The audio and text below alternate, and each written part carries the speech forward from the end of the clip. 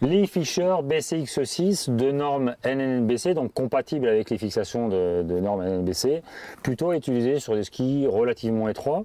Donc c'est une chaussure qui allie des matériaux synthétiques et du cuir, donc des matériaux de qualité. C'est un modèle qui n'est pas nouveau chez Fischer, simplement chaque année il change. Alors c'est pas que du design, hein, ils changent de type de matériaux. Par exemple là ils ont rajouté un empiècement en cuir, ils vont changer les membranes parce qu'ils se rendent compte au fur et à mesure soit c'est des membranes qui s'usent, soit c'est pas forcément des membranes assez imperméables.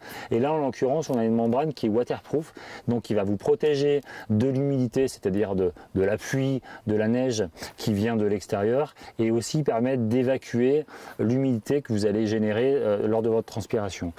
Un modèle intéressant aussi parce que vous avez un contour par pierre sur tout le contour au-dessus, enfin en dessous de la zone de cuir.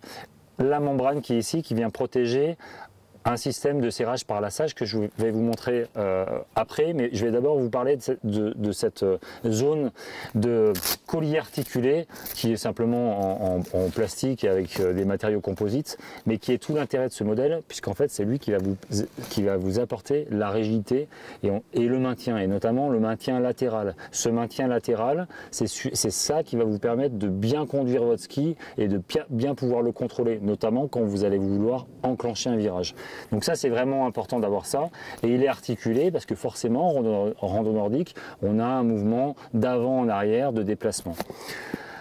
L'articulation, elle se ferme grâce à un système de velcro qu'on va venir fixer comme ceci. Donc vous avez le premier système de serrage et le deuxième système de serrage. Il est caché derrière ce zip, imperméable d'ailleurs. Et là, vous avez un système de serrage par lassage qui va vous permettre un serrage beaucoup plus fin et beaucoup plus près du pied. Donc toujours dans l'objectif d'avoir un bon maintien.